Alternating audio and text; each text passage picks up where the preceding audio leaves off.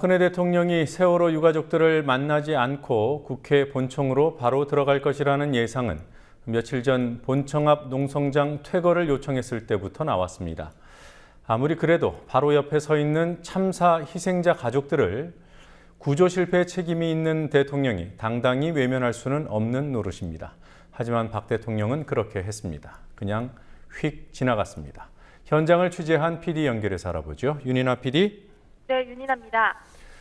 유가족들이 박근혜 대통령 만날 기회는 본청 출입할 때 그때가 잠깐이었을 텐데요. 유가족들은 대통령을 향해서 어떤 말을 건넸습니까?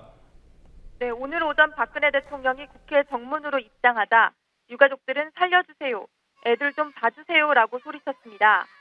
박 대통령은 유가족들의 외침에도 불구하고 국회 본회의장으로 직행했습니다.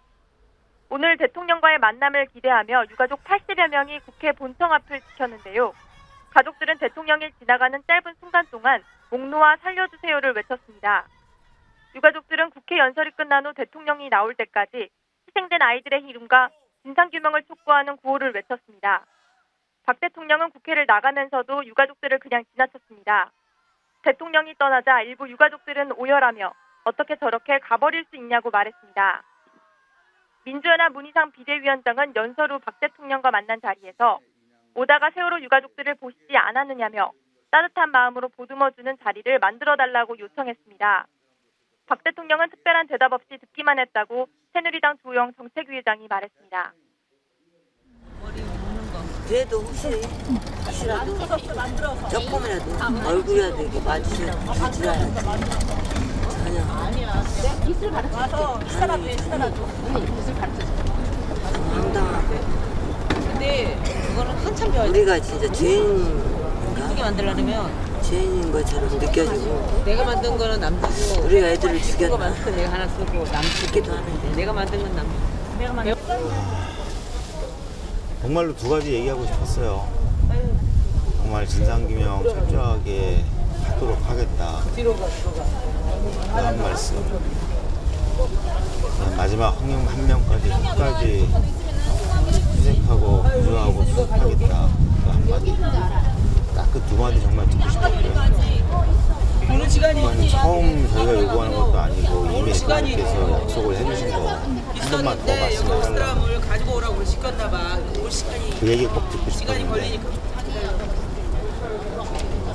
안 되네요. 아니야. 아무리 못해도 잠깐 멈춰서 눈빛이라도 좀 마주칠 줄 알았는데 그것도 아니고.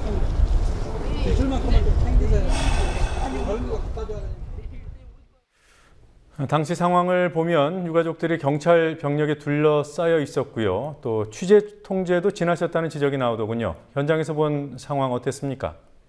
네, 경찰과 경호원들은 국회 본청 앞에 있던 유가족들을 사중으로 에웠었습니다.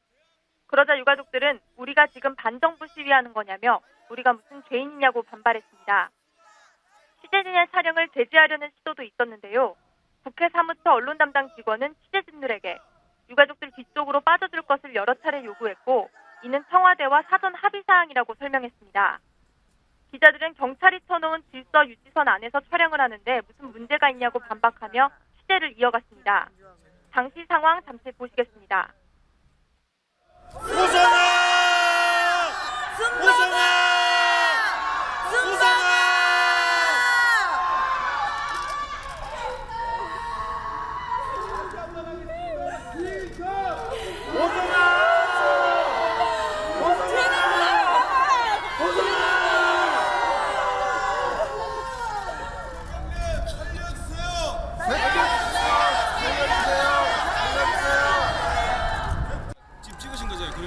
이게 안 되는 겁니까? 아니 왜 촬영이 안 아니, 되는 여기서 거죠? 찍고 제가 지금 얘기했잖아요.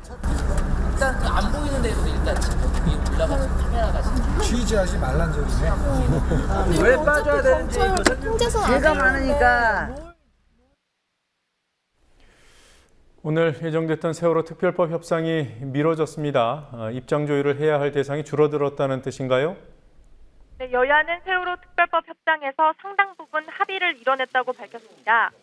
당초 오늘 오후로 예정됐던 세월호 특별법 TF 협상이 미뤄진 이유에 대해 새누리당 주호영 정책위의장은 특별히 할 것이 없어서 시간을 더 가지고 하기로 했다고 말했습니다. 민주연합 우윤근 원내대표도 정책의원총회에서 특검 후보군 선정의 유가족 참여 문제도 거의 해결 직전에 와 있다고 말했습니다. 진상조사위원장 선출 문제는 위원들이 투표를 통해 선출하는 방안으로 가닥이 잡혔고 특검 후보군 추천에 유가족이 참여하는 것과 관련해서도 여야가 접점을 찾은 것으로 보입니다. 반면 정부조직법 개정안 협상이 이달 말 일괄 타결에 새로운 변수가 되고 있습니다. 우 원내대표는 해경 해체에 대한 정부 여당의 입장이 굉장히 단호하다며 정부조직법 협상이 난항에 있다고 말했습니다. 그래서 정부조직법 협상은 오늘 오전과 오후에 계속되지 않았습니까? 야당이 한 발 물러서는 분위기로 볼 수 있는 거죠, 지금? 야당에서 해경 폐지 반대를 끝까지 주장하지는 않겠다는 취지의 발언이 나왔습니다. 민주연합 백대현 정책위 의장은 우총후 기자들에게 해경과 소방방재청 해체 문제는 낮은 단계의 당론처럼 돼 있기 때문에 끝까지 주장하지는 않겠다고 말했습니다. 백 정책위 의장은 해경 폐지 문제에 대해 모든 합의가 깨질 일이 없냐는 의미냐고 묻는 기자들의 질문에 그렇다고 답했습니다. 민주연합 서영교 원내대변인은 백 정책위 의장의 발언에 대해 협상의 여지를 설명한 것으로 봐달라고 해명했습니다.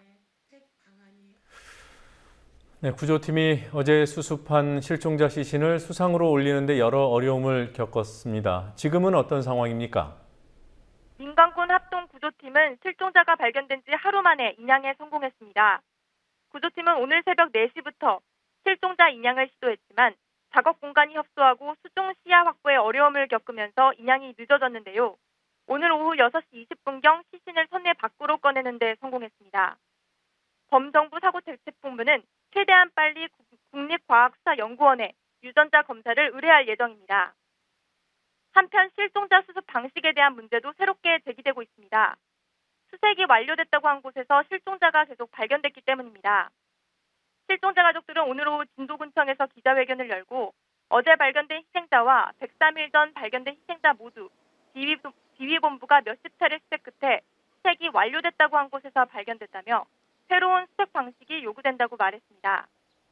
또 수중 수색 중인 잠수사들에 대한 감사의 마음도 표했는데요. 실종자 가족들은 잠수사들이 저희들의 유일한 희망이자 영웅이라며 희망의 불씨를 살려준 잠수사님들께 존경과 경의를 표한다고 말했습니다. 지금까지 국민TV 뉴스 윤인아입니다.